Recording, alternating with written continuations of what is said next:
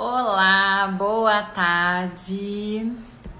Tudo bem, pessoal?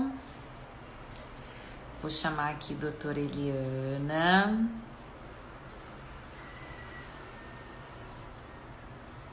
Aceitar. Tudo bem, pessoal? Já vou começar a live, então. Começar me apresentando enquanto a doutora Eliana tá chegando. Bom, para quem não me conhece, meu nome é Thalita Batalha, sou médica dermatologista, né? Me especializei pela Universidade Federal Fluminense, depois eu me subespecializei no Hospital das Clínicas em São Paulo, né, em oncologia cutânea. Atualmente eu trabalho em Jacareí, São José dos Campos. A doutora Eliana entrou. Vamos ver se ela consegue entrar agora. A live de hoje será sobre dermatite atópica. Esperando a doutora Eliana. Bom, a gente queria agradecer. O pessoal mandou bastante dúvida para a live. A live, a gente nunca consegue falar tudo sobre um assunto, e nem a ideia é ficar aqui esmiuçando capítulo de livro, nem nada disso, tá? A gente sempre acaba fazendo as lives em cima das dúvidas, para ser alguma coisa mais prática. Ih, ela não está conseguindo entrar. Deixa eu tentar de novo.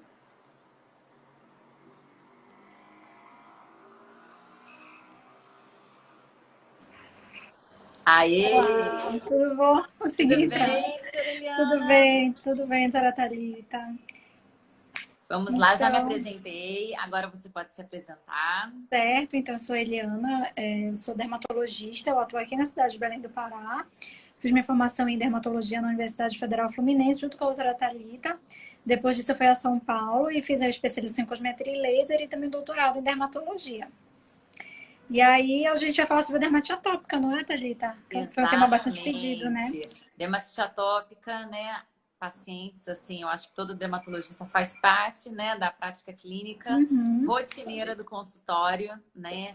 Muitos pacientes mirins, né? Eu adoro meus mirinzinhos. Muita criança, né? É, muita. A dermatite atópica, gente, para quem não sabe, é a forma mais comum de eczema, né?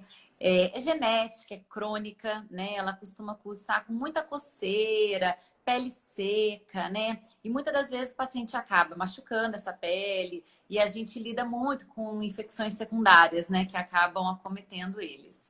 Geralmente ela pode, não é exclusivo, mas ela pode estar associada a outras formas de atopia, como asma, rinite, conjuntivite, né?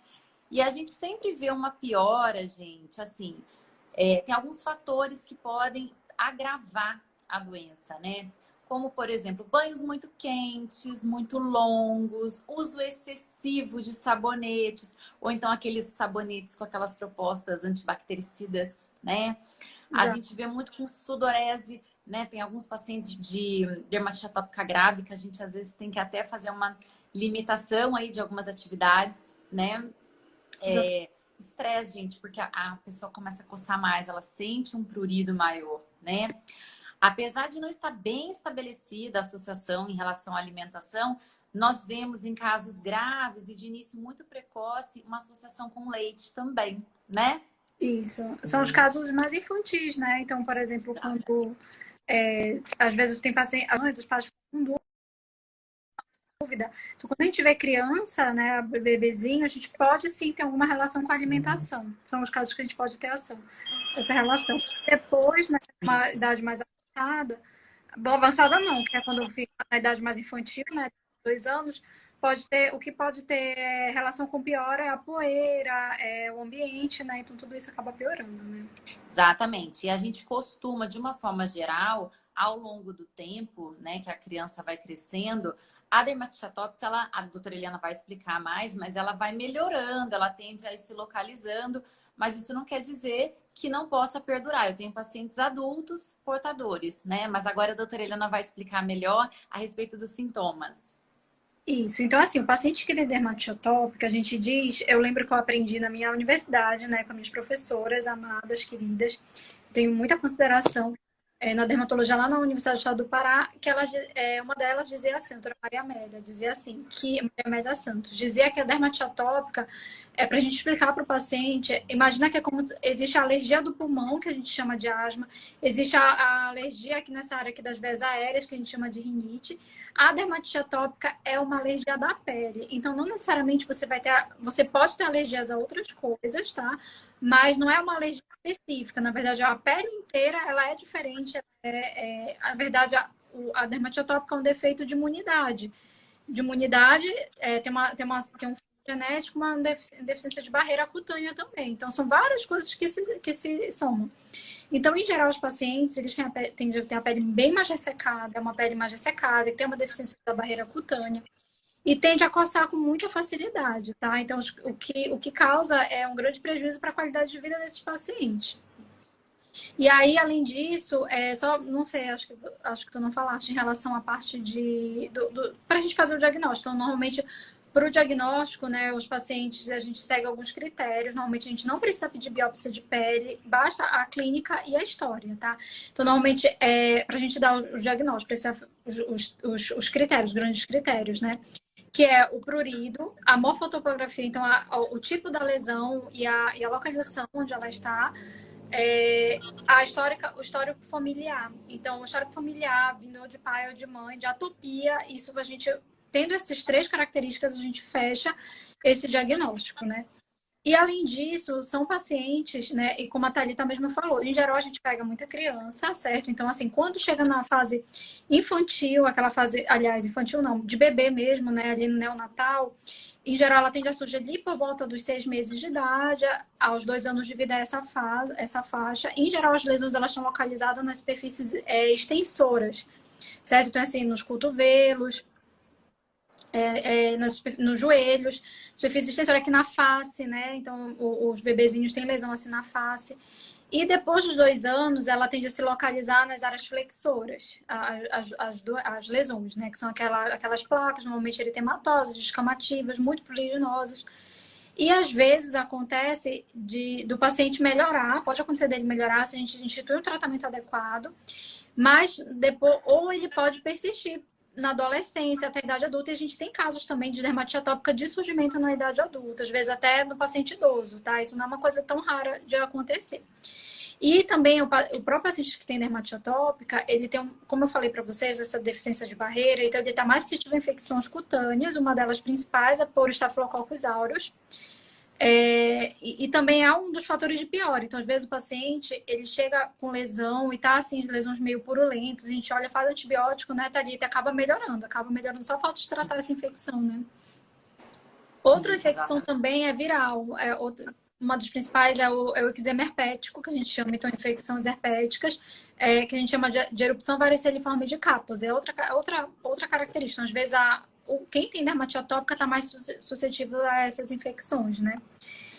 E aí, só falando em relação né, muitos pacientes, então eu falei para vocês da idade neonatal, infantil, na idade adulta, como é que ela vai se manifestar? O paciente pode ter uma forma mais localizada, então ele pode ter um eczema, lesão nas mãos, às vezes no dedo, nos dedos, ou às vezes até mesmo lesões aqui na área cervical. Então, às vezes a gente tem que examinar para fazer um diagnóstico diferencial até com dermatite de contato alérgica, né? Sim. E vai investigar as atopias. Normalmente ele não tem só dermatite atópica, é um paciente que já tem outras atopias associadas, né? Rinite, enfim. E acho que a gente respondeu, né? As principais coisas dos sintomas. Exatamente. Sobre os tratamentos, então, Thalita. Bom, eu falo assim, né? O paciente, quando ele chega, a gente tem que educá-lo, porque realmente quando se trata do tratamento da dermatite atópica, aliás, de qualquer doença crônica, né, gente? É um tratamento contínuo, né? Então, assim, a gente sempre visa dar aquela barreira de proteção, né? Então, é extremamente importante quando a gente fala em tratamento de dermatite atópica, a gente quer o quê? A gente quer melhorar a coceira, a gente quer reduzir a inflamação e a gente quer evitar esses surtos que acontecem, né? E como que a gente consegue isso? Orientações gerais, gente, eu falo que é o mais importante para o paciente. Ele precisa aprender que ele não pode tomar banho muito quente. Isso não quer dizer que ele tem que tomar banho gelado, tá? mas não pode tomar banho muito quente. Os banhos não podem ser muito longos. Não pode usar, assim, eu sempre dou preferência ao uso de ou sabonetes hidratantes, ou sabonetes neutros, ou até aqueles, né? O mercado dermatológico, ele, né, super evoluiu, tem aqueles com tecnologia Syndet, que realmente não agridem a pele, né? E no caso de isso, em caso de pacientes que estão com muitas lesões abertas, assim, realmente a gente sabe do incômodo, né? Então ajuda bastante. É de extrema importância o uso de um hidratante, mas um hidratante para o paciente atópico, né? Não adianta ele usar, eu brinco com os meus pacientes que hidratante com cheirinho é perfume, tá? Então, hidratante para um paciente atópico, na minha opinião, é um remédio, né? Que ele tem que fazer o uso direitinho disso, tá? A gente pode também estar associando, né, naqueles casos que está com muita coceira, mas aí não é para resolver o problema, é para melhorar o sintoma, né? O uso de anti-histamínicos orais, né? A gente vê que acaba ajudando e daí vai do médico ajustar. Em alguns casos eu até gosto de usar aqueles sedantes no período da noite, que às vezes é uma criança que não está conseguindo dormir, isso está afetando a qualidade de vida dela. A gente consegue dar uma acalmada e durante o dia a gente às vezes usa um outro. Então, assim, isso é muito de médico para médico e a gente vai avaliar isso em consulta, né? Em relação aos remédios, né? A gente sabe que muitas das vezes, inicialmente, nós temos que abordar com o uso de corticoides tópicos mesmo, mas a gente não pode fazer longos períodos, né? Pelos efeitos colaterais, a gente acaba muitas das vezes substituindo depois por poupadores de corticoides, né? Como os imunomoduladores, né? E com efeitos bons, né? E a gente consegue aí fazer uma dosagem de manutenção, enfim, consegue controlar o paciente, né? Isso. Bom, doutora Eliana, falar um pouquinho pra gente aí. E nos casos graves, doutora Eliana? Nos casos graves, então, como a Thalita falou, eu faço exatamente como você faz também.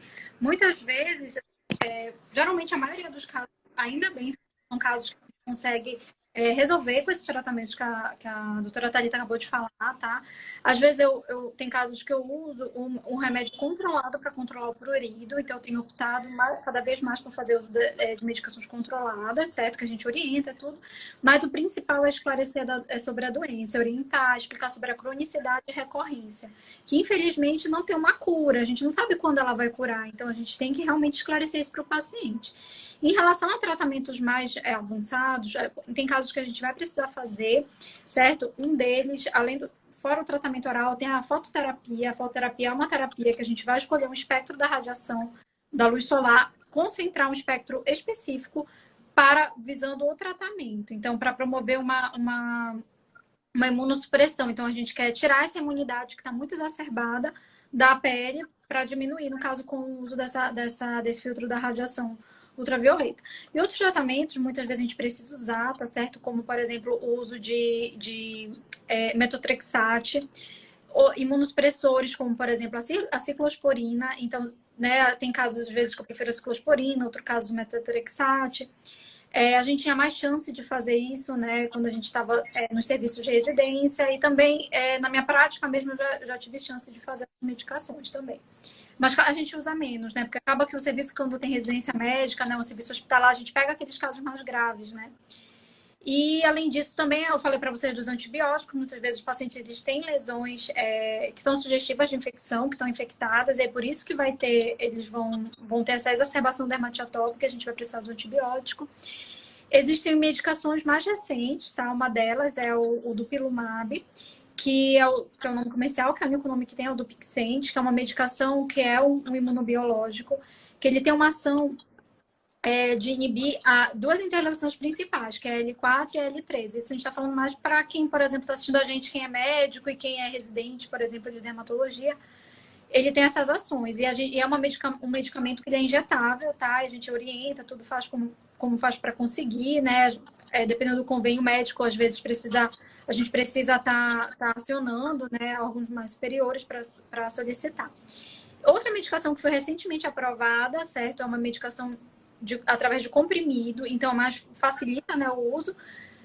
Eu não tive nenhum paciente, porque foi aprovada há muito pouco tempo pela Anvisa, tem pouco mais de 2 meses, que é o baricitinib, certo? Que é um inibidor da janusquinase, inibidor de JAK, né? Então, cada vez mais que a gente vai estudando imunologia, a gente vai estudando, vai vendo, então essas medicações vão surgindo para justamente é o que a gente quer, né? Controlar e agir mais no alvo da doença. Esse que é o nosso objetivo. Porque é uma doença que altera mesmo a imunidade, aquilo que a gente falou no início. Né? Exatamente. E então, acho que foi isso, né? Dos medicamentos. Por né? isso. Tá. Tem uma perguntinha aqui, Eliana, perguntando, a seguidora perguntou em relação ao banho com água sanitária. Tá. Então, esse banho com água sanitária é uma receita antiga, né? A gente aprendeu lá no Dermatologia Cultural da Trindade, que saudade, lá na dermatopediatria lá na UF, né? Então, eu aprendi com ela. Aliás, eu não lembro se já na UEPA, acho que minhas professoras já deviam falar, só que como eu estava na graduação, a gente não atentava tanto. Mas eu aprendi mesmo com a doutora Ada. E aí, isso é uma coisa consagrada mesmo. A gente faz essa técnica, né? É para diminuir, por exemplo, aqueles pacientes que tendem, como eu expliquei para vocês, eles tendem a ter mais infecções bacterianas, por Staphylococcus aureus. E muitas vezes a gente faz esse método, né? Que utiliza, né? Depende, cada médico às vezes varia um pouco, mas eu utilizo uma colher de chá para 1 litro de água. Se é de água potável, e aí mistura uma colher de chá de água sanitária mesmo, né? E aí o paciente vai tomar banho, ou pode usar um borrifador e borrifar nas lesões, ou então depois do banho, acabou de tomar banho, ele aplica aquilo por cima, entendeu? Para acalmar. Tem gente que confunde, acha que vai passar primeiro essa solução para depois tomar banho. Não, ela vem depois mesmo, né? E eu gosto muito de fazer. Eu tenho bons resultados. Por isso que eu falei, assim, muitas vezes eu só tenho controle só com aquilo as medidas que a doutora Thalita comentou, e mais essa medida também, né, do uso da água sanitária, também bem diluída, né? Sim, bem diluída. Bom, deixa eu ver aqui. Acho que aqui acabou. Como é que tá aí? Não então, só para ratificar bem. Então, o principal na dermatite atópica é a prevenção. Então, é melhorar a barreira de pele, melhorar a barreira cutânea com o uso de hidratantes. Isso é um dos principais, né? O controle de prurido, o controle das exacerbações. Então, o paciente é um paciente que exacerba, tem várias exacerbações, e aí a gente tem que fazer esse controle, certo? Para evitar a cronicidade, é o que a gente não quer, né? Que a doença se torne cada vez mais crônica. Exatamente, evitar a recorrência. Isso. Acho que foi as principais dúvidas a gente respondeu, né? Exatamente. Foi uma live bem tranquila, bem rapidinha. E é isso, hein? Abordamos os principais temas. Conta aí pro pessoal, doutora Eliana, que nós já temos o tema da próxima live. Sim, já temos o tema, que é o melasma, né? É um tema bastante pedido. E tá chegando vários casos recentes agora no consultório, né? Pra gente. É sempre muito frequente, né? E agora os pacientes querem tratar, porque aqui pra gente, aqui pro norte, agora vai iniciar o período de chuva. Não é igual aí que tem período de frio, tá? Vai iniciar o período de chuva, então os pacientes estão querendo tratar agora. Ó, que maravilha. Então a gente já vai abrir a caixinha essa semana. Isso aí. Então tá, Thalita, um beijo. Um beijo. Até mais, pessoal. Muito obrigada. Boa tarde, tchau. Tchau.